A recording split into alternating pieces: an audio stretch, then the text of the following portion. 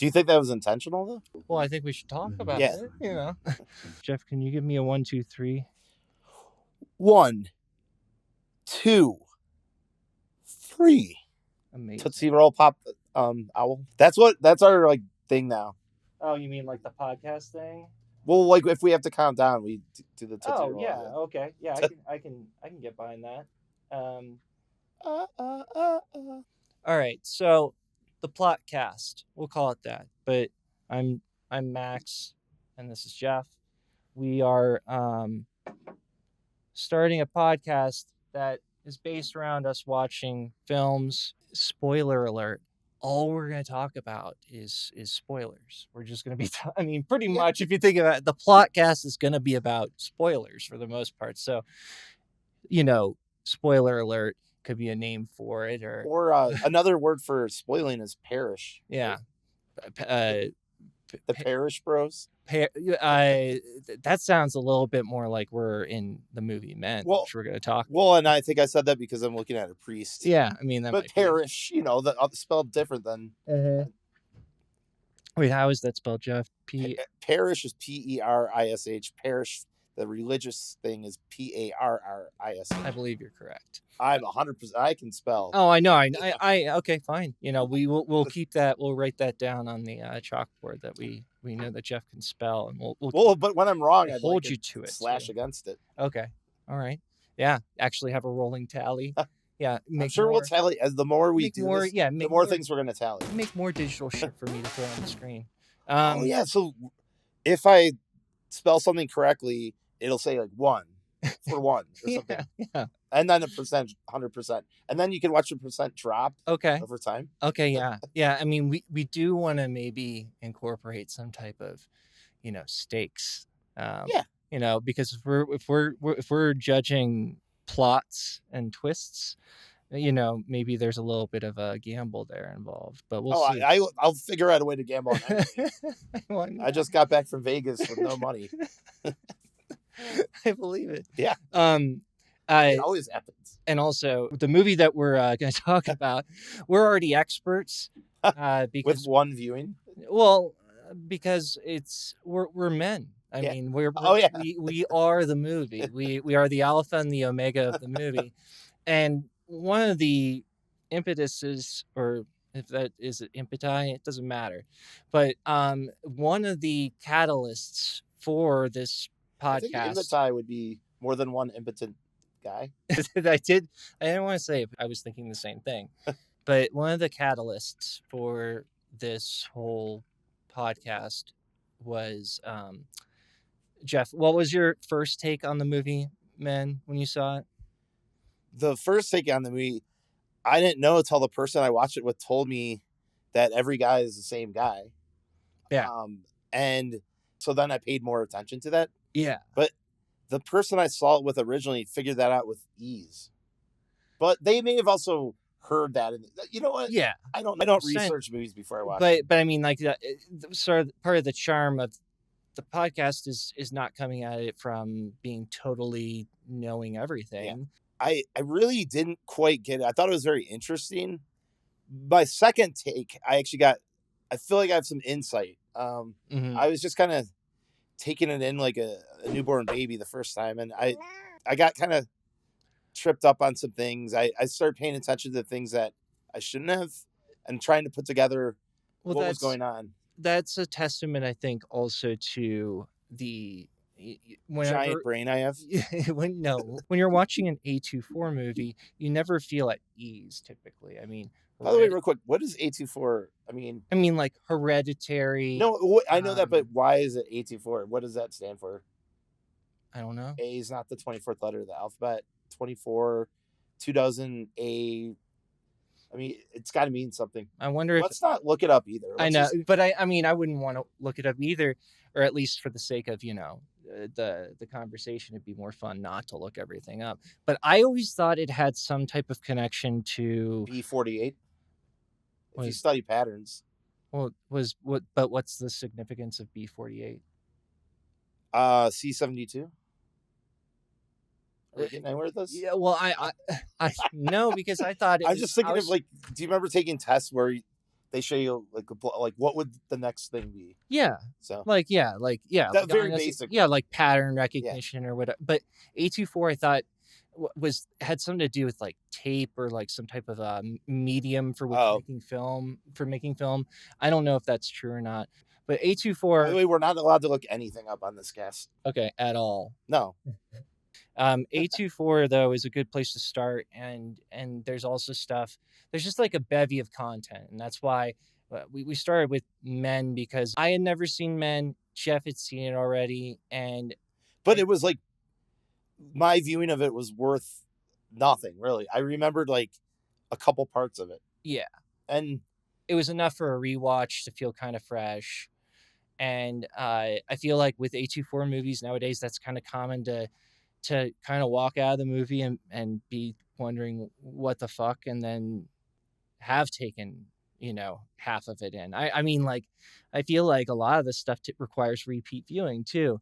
And so we get the first scene, and it's very allegorical to, Adam and Eve. Yeah, I mean, you can just tell right off the bat that we're. But this movie is saying, suppose Eve ate the first fruit.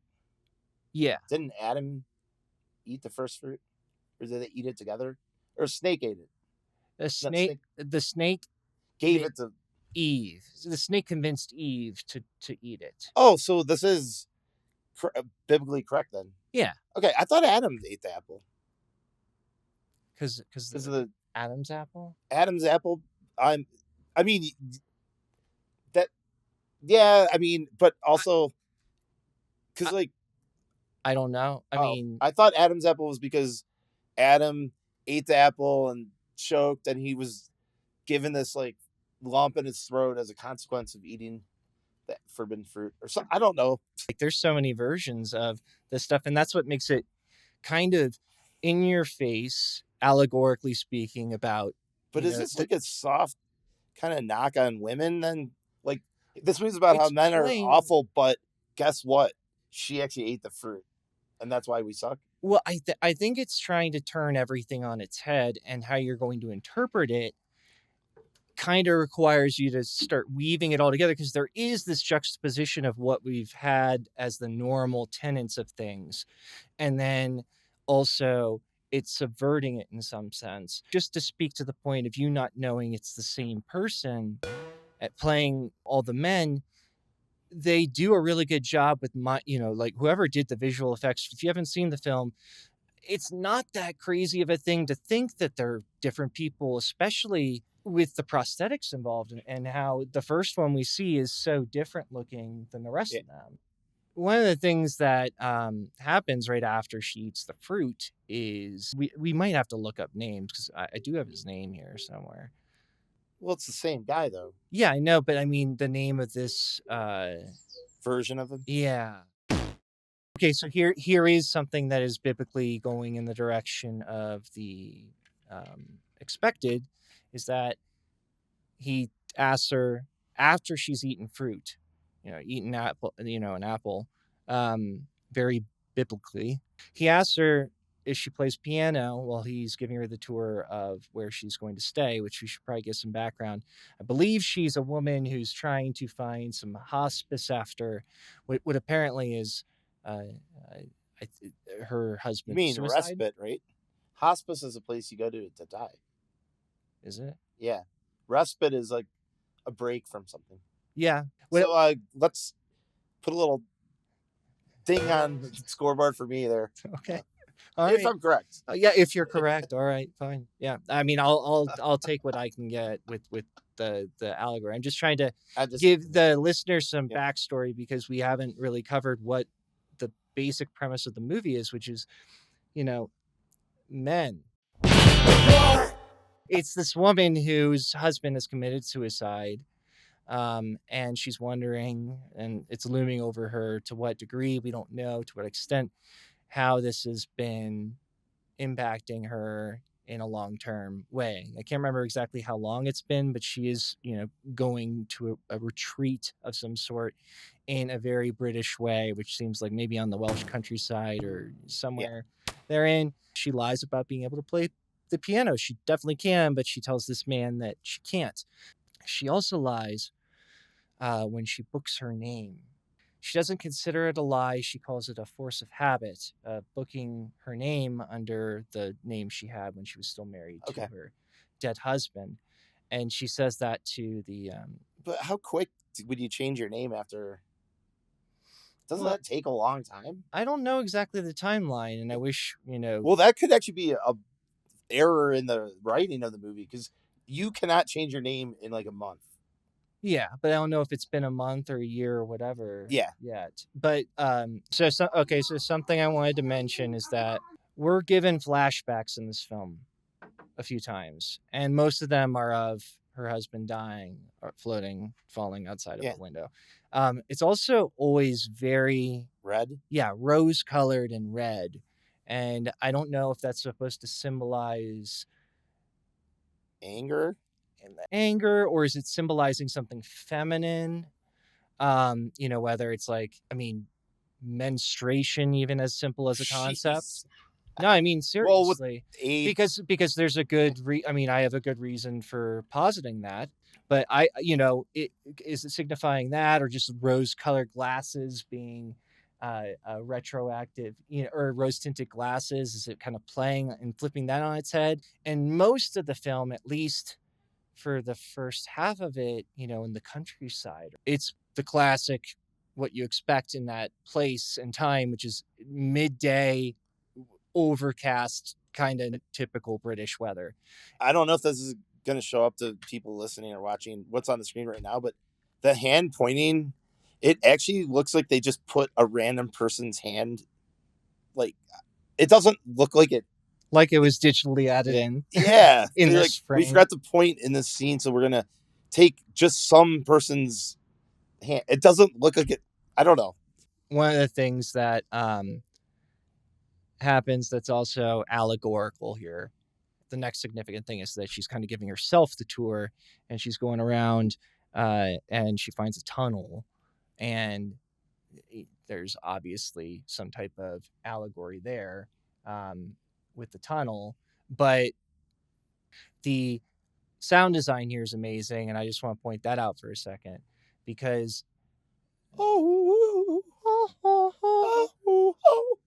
it is quite, or something like that. No, it is very, you remember it. Yeah. And the movie does a pretty good job of doing this build with her doing this vocal affectation, and it's kind of syncopated. And at one part specifically, Jeff, I think you were like, that's not real, right? And speaking towards how long the echo persists after she says it, because it doesn't make sense. Right. Because it doesn't. It's lasting forever, and it shouldn't. And that speaks to the uncanniness of this film, and that is a word that I keep coming back to when I think about this film, because having the one male actor and him looking slightly different in every single persona is like uncanny as fuck. And the sound design here is uncanny. Eddie Murphy did that before. Eddie Murphy?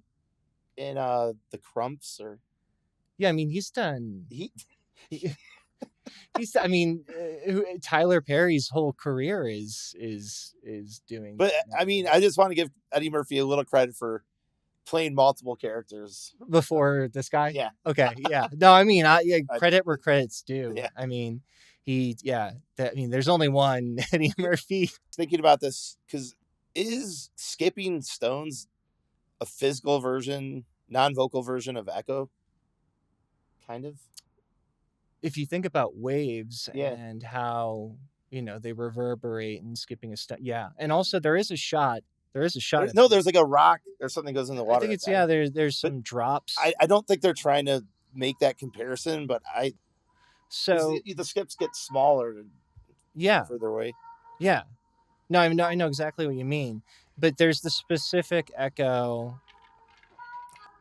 at this point right now. At this point, you were like, drugs. That doesn't. See, everything about this movie is pretty realistic, except a couple things like that. Yeah, like it's going for this uncanny vibe, like being 95% real. Yeah. And this scene's important too because it's a major turning point. It's a tunnel, and then seriously, being in a tunnel and watching someone shadowy figure run towards you has got to be the scariest thing in the world. Yeah, so she's shouting into the tunnel. The echoes start getting odd, and then she sees a presumably male figure, and it's only just a small. I mean, it's great cinematography. It's a great scene, and it also has part of that, like, kind of It Follows. We talked about this, like It Follows, or other horror films trying to use proximity as a character or like an event or a force. Right. And so this is sort of a major turning point in the film where she's now on her back foot, for the rest of the film. And much later on, when there is another man running straight for her, it's much more in your face and terrifying. Is this the first schlong scene? Yeah. The first schlong scene. We have our protagonist taking a picture.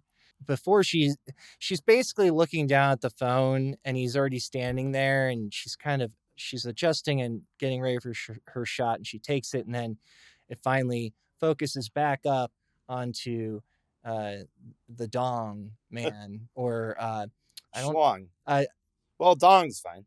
What I found funny is that the way it's shot is that she does bring up the phone, and he's there already, and she takes the picture. I like to imagine that she knew he was there and then takes the picture and then gets horrified because, the accuracy of an iPhone camera is just amazing these days. That's true. Sponsorship, right? Oh, wow. We're using 2 right now. And I have a busted one in my pocket. We get another flashback. Reddish, pinkish. Yeah, so red. And then it cuts right to the church, and she's doing the same motion with her hands, Oh, my God. The usage of light in general in this film is interesting because it does have this duality of being like safe versus scary. But something that they do with light and with an object in particular in this movie is this chalice thing in this church. And it has on one side of it, a very typical, like, classical male figure who seems to represent, I don't know if it's the sun or just like a lot of like male energy. And then the other side is a female, obviously a female fixture, and with a very visible vagina. Also, that speaks to the color pink, roses. If you look at this long enough, though, the breasts look like 2 big eyeballs, and then the vagina looks like a tongue, and like a little mouth, like an alien with short legs. Yeah. You should just outline what we're talking about so you can see. Yeah, I mean, everybody's gonna know exactly what you mean. Just to hammer it home. And I just realized this too now. It wasn't, for some reason I thought it was the sun, but it's plant based. This male face is plant based. I just realized this now, and it's I mean, spoiler alert. I mean, it's the main male in at the end, and he starts, Oh my God! Wow. Yeah, so I just realized that. I thought it was the sun at first. 2 viewings. I thought it was a snowflake. Yeah, me too. I thought it was like a sun or something, but no. I'm just realizing he starts putting. Yeah. Oh my God. The plants. Wow. All over. 2 viewings, didn't get it. And spoiler alert, I think he's supposed to be some type of allegory for Pan. Oh, yeah, I can see that. But how? Not totally sure. Mischievous, male energy, forest energy. So that kind of has that duality, or like kind of fucking. Wait, what? Pan besides bread? It means Pangea, the world, or what is? Yeah, Pangea is like all the continents when they were together. But I mean Pan, the god Pan. Oh yeah. He's not a centaur. He's a little like imp guy. I can't remember exactly what he is. I can kind of picture. And so, as we see towards the end of the film, all that stuff starts to wrap together into this one figure. I did want to mention that there is a spoiler alert in this film. You stupid bitch comes up a couple times, both auditorily and visually. Seriously, the guy wearing the mask, though, if someone wore that mask and like dressed up like that guy, I would pay like $500 to just punch him. Yeah, and like, I don't know what I don't know why I dislike that character so much. I don't know what and how creepy it is. It's just well, also it's a female mask too. Yeah, but I know there's a guy underneath it. Yeah, that's why I want to punch him. Yeah, and it's also well, not because he's wearing. It's a spoiled... It has nothing to do with that. It's just an annoying character with an annoying mask, and he's a jerk. Yeah, he's a spoiled little shit. He sucks. Like, fuck him. Samuel is a deeply troubled boy. But probably one of the most horrifying, weird lines in this film. Men do strike women. It's not nice, but it's not a capital offense. Not a capital offense. It's such a dig on that way of being coercively manipulative, and he's a priest on top of it, and he says even worse stuff later. But did he say that to her because she said her husband hit her and that's why he killed her? He's or that's why he killed himself. He's saying to her, you should have given him a chance to apologize. Yeah, like maybe he wouldn't have killed himself. Yeah, which you don't say that. I mean, that does look like the Pangea guy. Yeah, well, I mean, it's Pan. I think he's supposed to be Pan, and he's putting the first leaf on it, into him. And he's Dong Man from earlier, and he's covered in cuts and stuff.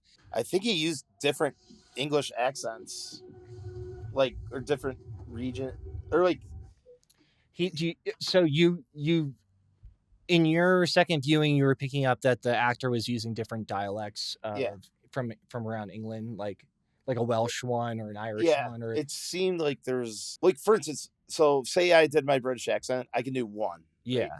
So that means although the actor could be British and he might be better at British, he might be better at doing that than your average person, but that's still another skill set. It's like, hey, not only are going to be 4 or 8 English characters, but they're all going to sound different. Yeah. And it's still my voice. Yeah. That is impressive.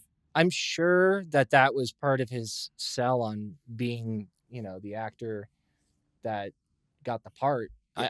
I would actually, once again, it's like, Jeff and I are watching a recap I put together, and I put together the recap and we're realizing things that we didn't realize from the previous viewings. And I guarantee you that he probably put a lot of effort in having some very authentic dialect, finesse, because English people are pretty dogged about following or knowing and telling where you come from your dialect. So if he screwed it up, he probably would have got eviscerated. Yeah. And I mean, I know the actress in this is Irish, I think, but it's more like she sticks into the place just fine with what she's doing. She's not tackling the role of trying to sound like a British kid. I wonder if they even altered him to sound like a little kid for that character too. Yeah. By the way, are we going to discuss how we figured out where that futuristic city was? The futuristic city? Oh, you mean like where he's falling from? Yeah, remember we saw the buildings in the background, but it was like, it doesn't look like anywhere in Ireland or England because it's in the future, and so the buildings were different architecture. Yeah. Do you remember that? Yeah. Yeah. I don't know why I remember that, but yeah, we looked up the angle from which he's falling, and you can find it on Google. And then there's some extra added buildings in to kind of give you this sense of displacement from where it actually is and a near futurism to it. Yeah. Or at least that's what we took. That's what we derived. Yeah. And once again, that's not fact. It's just theory. It's just our opinion, and we're right. So yeah, all the apples falling from the tree, quite symbolic. Oh, wow. And so the man who's running at her, not in the tunnel, but later on, there's a man running straight for her. In the bar scene, he's playing like 4 different people. And one of them's like kind of like this guy is not like really doing anything. So it seems like he got, wasted at the bar and then came running after her afterwards. So, I included a couple more shots of, she's screaming, and this looks like allusions to classic hysteria I mean, we're two men, but, I've read a couple books and read a couple short stories before. A lot of this reminds or harkens to, short stories like The Yellow Wallpaper, or just the concept of female hysteria in the Victorian era and also in the 20th century. And just a woman who doesn't have all of her faculties, and men taking advantage of that in some type of facet or degree. And also how that can, we've seen this in films like The Babadook even more recently, and there's some other films that have been really good. Which it's not as scary as people say it is. Babadook? Yeah. Yeah, I agree. I didn't think it was. I think Babadook, as an aside, is more scary depending on your view of having children or not, and also if you've ever had postpartum depression. I believe this is based off of probably the suicide of her husband, her depressive episode, or whatever, her manic state or depressive state or whatever's going on in psychosis.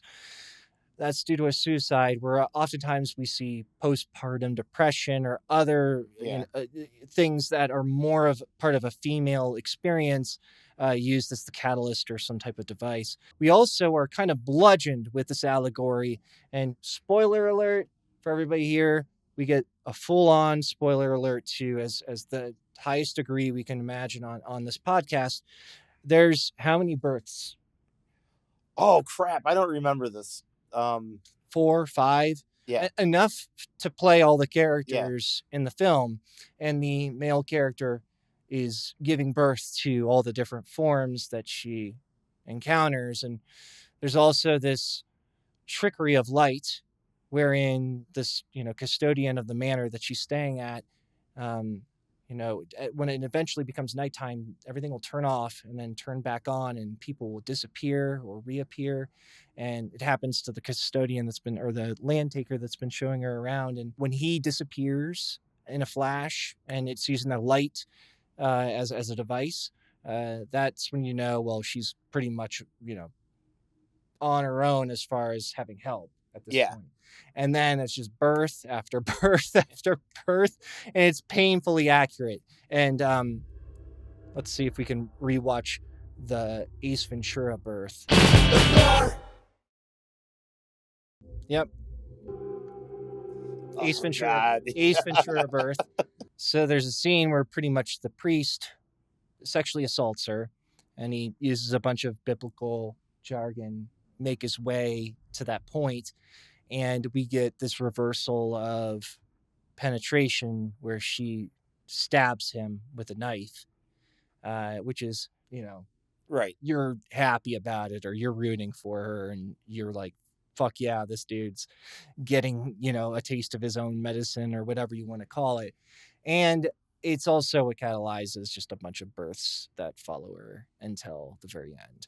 I wanted to say that this is one of the best I'd seen of the late title screen, because it's an hour and like 50 minutes in or whatever. Yeah. And it's just like, bam, men. I do think that Nicolas Cage movie, though, Mandy, that's a pretty cool late. That one's incredible, because I think that's supposed to be kind of right at the middle of the film, I believe. It's like 45, 50 minutes. This one's cool, but for some reason I like that one better. But I do appreciate what they did here. Yes, I appreciate it as well. And you know what men spells backwards? Nem? Yeah. You're right. Men was a good movie. We liked it. It was weird. We kept learning new stuff. We should do like a thumbs up, but instead of Siskel and Ebert, we both have 2 thumbs. Okay. To give the movie. I'm going to give the movie. I'm going to give the movie 1 thumb up. We'll do 1.5, like that. 1.5. Yeah, I'm going to do 1.5 as well. So 1.5 plus 1.5 is 3. So it's a 3 thumber. 3 thumber, and we could have 4 total. Yeah. Okay, that works. Maybe not. I mean, we'll go with it for now.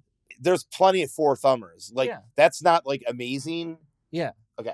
No, I mean, I think it's perfect. I don't want to have too wide of a scope. Yeah. And I don't want to have too narrow. And... Well, that's why I like Siskel and Ebert thumbs up. But we're going to be a little weirder and use both our thumbs, because you have 2 thumbs. Why use 1? Yeah. I mean, yeah. I mean, that makes perfect sense. I can't argue with that. apart.